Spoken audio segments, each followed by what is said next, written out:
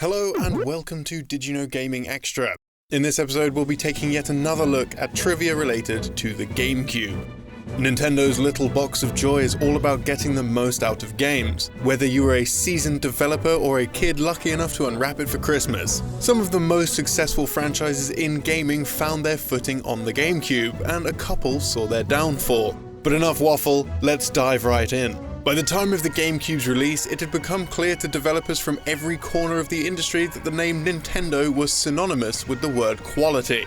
This was even true for their competition, with one unlikely third party seriously considering joining the tech giant. Speaking to Edge in August 2018, Toshihiro Nagoshi revealed that he once pitched a new Metroid title for the GameCube shortly after the console's release, back when he was still part of Sega subsidiary Amusement Vision. Following the commercial failure of the Dreamcast, Sega bosses implemented a company restructure, shifting focus away from hardware to software. Hitching their wagon to any of Nintendo's household names would net Sega the colossal audience of Nintendo superfans previously inaccessible to them. As far as Nagoshi was concerned, developing for Nintendo was an opportunity to demonstrate to their ex-rivals that Sega still had a lot of talent to offer. Sadly, Nagoshi provided no further details on the pitch itself, leaving only speculation on what Amusement Vision might have brought to the Metroid franchise. Amusement Vision closed its doors in 2004, so any preliminary drafting is likely to have been lost with the studio's closure. The ongoing development of Retro Studios' Metroid Prime likely affected the disappointing outcome of Sega's proposal.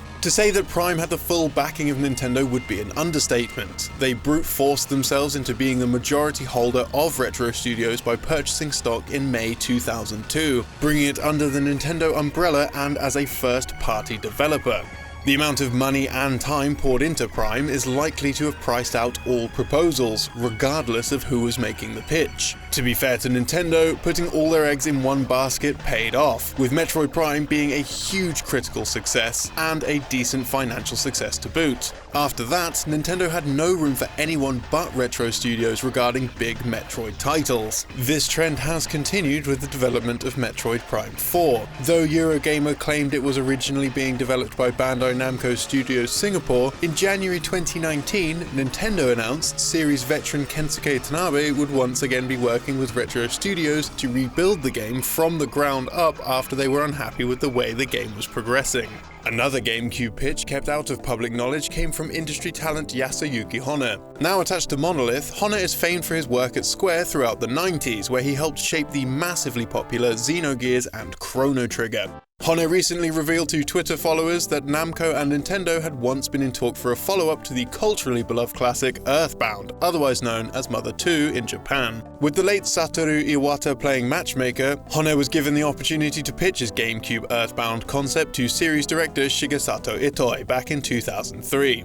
It became quickly apparent that Iwata had arranged this meeting of the three men, but neglected to inform Itoi that the pitch would be involved, possibly to avoid him turning it down without first seeing what he had to offer. According to Hona, Itoi seemed largely uninterested in it as a serious project, but responded positively to the direction he'd taken with the game's visual style. Rather than using more traditional hand-drawn 2D sprites, Hona used cloth and felt mock-ups to represent a craft-based in-game world reminiscent of a child's school art project, predating games like Kirby's Epic Yarn and Yoshi's Woolly World. The mock-ups demonstrated Hona's commitment to the series' setting of 1980s America, complete with the white picket fence and suburban living, while trying to create something grander than past installments. The pitch's ultimate failure was likely attributed to the development of Mother 3, originally set to release on the Super Famicom before shifting to the Nintendo 64 and then being halted in 2000 with the impending release of the GameCube.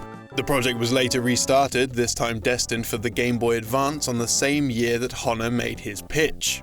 Mother 3 eventually released in Japan in 2006, leaving fans outside the country itching for localization to this very day.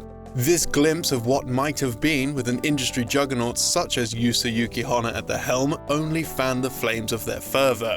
Another beloved Nintendo franchise with a charming aesthetic is Animal Crossing. On August 7th, 2002, Nintendo held a contest for the original game called the Animal Crossing Official Pioneers Program. In the contest, a limited number of participants would receive an early access copy of Animal Crossing and have access to an online forum where they could interact with Nintendo of America staff members, complete in-game objectives, provide feedback, and participate in online chats. To apply, players would have to submit a short 50-word message explaining why Nintendo should pick them to be Animal Crossing pioneers, with 125 teams of 2 people ultimately being chosen. Each winner was provided with a specially marked promotional disc for Animal Crossing, a 59-block memory card, a calendar spanning September 2002 to December 2003, as well as online forum access. As the gaming industry matured, the system menus of older generations of consoles have turned into a strangely specific font of nostalgia. For many, the rotating glass cube of the GameCube's menu screen is no different, and over the years fans have been delving into the code for the system's IPL, basically the pre-boot sequence, to strip it back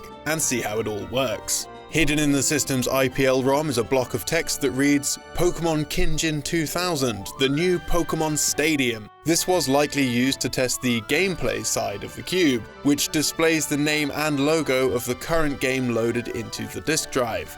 We're guessing that someone at Nintendo must have been very excited about Pokemon Stadium 2 for the Nintendo 64, known as Pokemon Kinjin in Japan, and evidently either upcoming or freshly released at the time. What's more, the game was released in December 2000, pinning the IPL ROM's dev date to around a year before the GameCube's release. A far less endearing message shows up in the code of the 2007 GameCube title Meet the Robinsons, left by developers Avalanche Software for any oblivious game preservationist to find. "I am a hacksaw because I love..."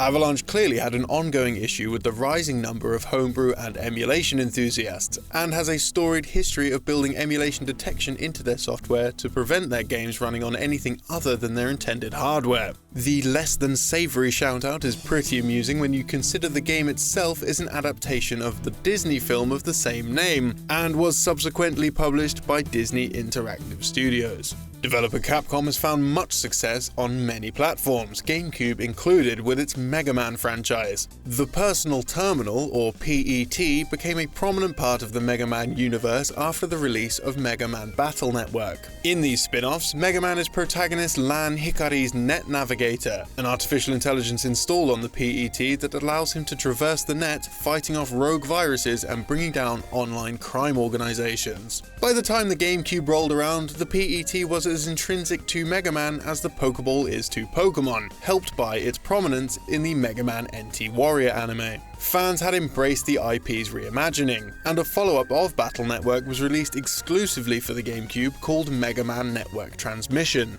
Nintendo had concept art knocked up for a special edition GameCube controller set to be bundled with every copy of the game. Designed to resemble the plug-in PET shown in the anime, it even includes an empty frame in the place of the PET screen that the player could slide any image they liked to personalize it for themselves. Fans were unaware of the controller until the publication of the art book Mega Man Battle Network Official Complete Works. Originally published in 2009, the art book has been tough to get hold of, but the hardcover release in August 2019 has given Mega Man Mega fans the opportunity to get their hands on a copy relatively cheaply. Another third-party franchise title that GameCube fans welcomed with open arms was Soul Calibur 2. This is partly because the GameCube version of the game featured Link as a playable character, as you likely already know. However, what you may not know is that the remnants of Link can still be found in the PlayStation 2 version's game disc. It's possible to pull up Link's character profile by modding the game to pull up text that isn't normally accessible.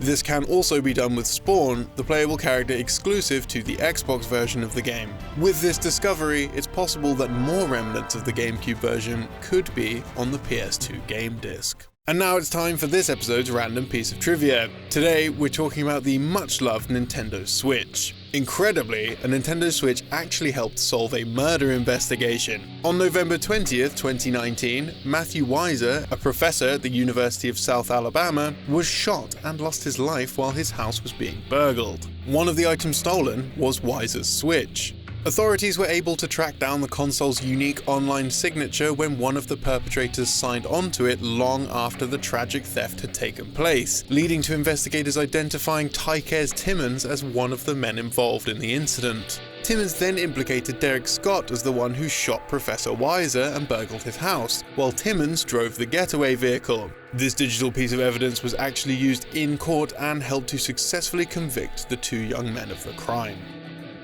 Did you also know that Nintendo released a small Pokemon-branded handheld console with only 10 games sold alongside it? To find out more about Nintendo's worst-performing console in recent history, click the link on screen. Thank you for watching.